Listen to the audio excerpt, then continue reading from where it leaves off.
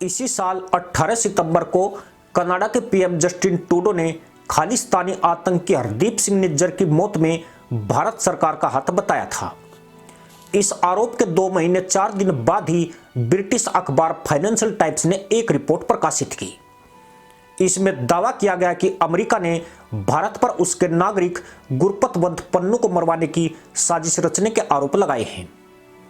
America ने भारत को diplomatic warning भी दी है। पन्नू के पास अमेरिका और कनाडा की दोहरी नागरिकता है। वहीं 2 दिन पहले पाकिस्तान की खुफिया एजेंसी आईएसआई ने लीक रिपोर्ट में भारत की एजेंसी रो पर उसकी जमीन पर टारगेट किलिंग करने के गंभीर आरोप लगाए। भारत पर अनगढ़ आरोप लगाने वाले इन तीनों ही देशों में एक भी दूध का धुला नहीं है। कनाडा उन देशों में शामिल है जहां खालिस्तानी आतंकियों के साथ ही बांग्लादेश के शेख मुजीबुर रहमान के हत्यारे को शरण मिली हुई है।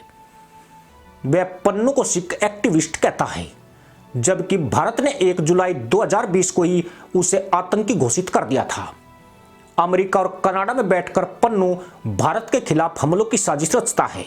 पाकिस्तान अपने आप मरने वाले जिन आतंकियों के लिए तहमंद फाड़ता है, वे सभी आतंकी भारत में वांटेड होने के साथ आतंक फैलाने के लिए भी जिम्मेदार थी, लेकिन पाकिस्तान ने उन पर कार्रवाई न करके उन्हें सिक्योरिटी दी हुई थी। इसमें हैरत की बात यही है कि जितनी हाय तौबा आतंकियों के मरने पर मचाई गई, इतना शोर इनके कुकर्तों पर नहीं मचा। यानी आतंकियों के मानवाधिकार उन निर्दोषों की तुलना में कहीं ज्यादा जरूरी है जो इन मुसलमान आतंकियों के हमलों का शिकार बने हैं।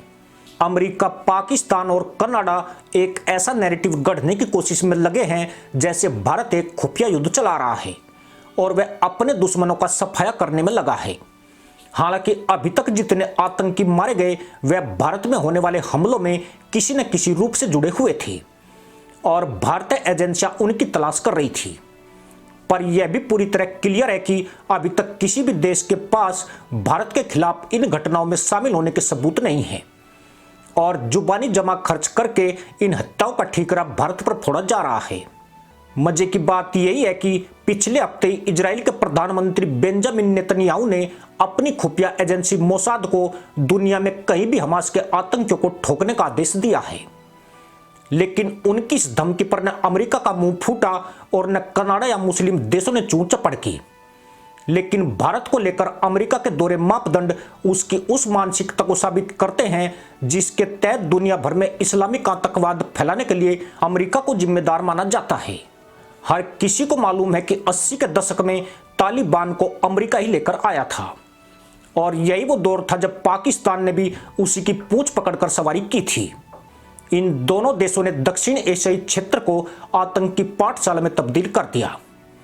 जिस ओसामा बिन लादेन ने अमेरिका में 9/11 किया, कौन नहीं जानता, वह अमेरिका की पैदावार था। भारत पर दबाव बनाने और उसे कमजोर बनाए रखने के लिए अमेरिका ने पाकिस्तान की जी भरकर मदद की और इस मदद का एक बड़ा हिस्सा पाकिस्तान ने भारत के खिलाफ आतंकियों पर खर्च किया। यह सारी साजिशें अमेरिका की देखा देखी में की गई, पर अब भारत बदलने के साथ जब बदला लेने की ताकत हासिल कर चुका है और कोई भी माई का मुल्ला या अमेरिका उसे दबाव में लाने की क्षमता नहीं रखता है, तब इन देशों की फटी पड़ी है। अगर America Osama bin Laden, Saddam Hussein, Gaddafi, al Zawahiri और बगदादी को दूसरे देशों में घुसकर मार सकता है तो भारत भी ऐसा करने का विकल्प रखता है। इजराइल डंके की चोट पर सुलेमान को निपटा देता है, लेकिन दुनिया का कोई भी देश मुंह नहीं खोलता है। पर भारत के भीतर आतंकी हमले करने वाले मारे जाते हैं तो इन देशों की तशरीफ में दर्द होने लगता है। दरअसल अमेरिका ने खुद दूसरे देशों में ऑपरेशन चलाकर अपने दुश्मनों को मरवाया है।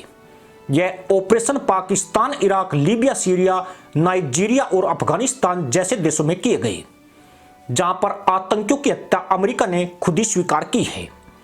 लेकिन वह भारत को लोकतांत्रिक देश होने के नाते अंतरराष्ट्रीय कानूनों का पालन करने की दुहाई दे रहा है। पर जब अमेरिका अपने दुश्मन आतंकियों की हत्या करता है तो उसके लिए सारे नियम, कायदे, कानून खोखले हो जाते हैं। पन्नू के पास अमेरिका के साथ कनाडा की भी दोहरी नागरिकता है। ऐसे में सभी देश अपने नागरिकों को सुरक्षा की गारंटी देते हैं। इस वजह से वह पन्नू को बचाने के लिए आगे आ गया है। लेकिन पाकिस्तानी आतंकियों और अमेरिका ने जिन लोगों को मारा वह भी तो किसी न किसी देश के नागरिक थे। पिछले 70 सालों में भारत में 10 से ज्यादा बड़े आतंकी हमले हुए हैं, जिनमें हजारों निर्दोष लोग मारे गए हैं। इन वारदातों को अंजाम देने वाले पाकिस्तान, कनाडा, अमेरिका, ब्रिटेन और कई मुस्लिम देशों में आज भी आजादी से रह रहे हैं। भारत के पास विकल्प और क्षमता भी है, वह भी अमेरिका और इजराइल के अंदाज में उनके किए की सजा दे सके। पर दिक्कत यह है कि भारत के बिना कोई कार्रवाई किए ही उस पर झूठे लांछन लगाए जा रहे हैं और उसे बेवजह बदनाम किया जा रहा है, वह भी तब जबकि भारत के खिलाफ इन घटनाओं में शामिल होने के कोई सबूत नहीं है। पर यह भी सोचिए कि अगर भारत ने अमेरिका की तरह अपने दुश्मनों को ठोकना शुरू कर दिया तो दुनिया के नक्शे से पाकिस्तान शायद मिट जाएगा। इसी के साथ अनुमति दोस्तों, जय हिंद, वंदे मातरम।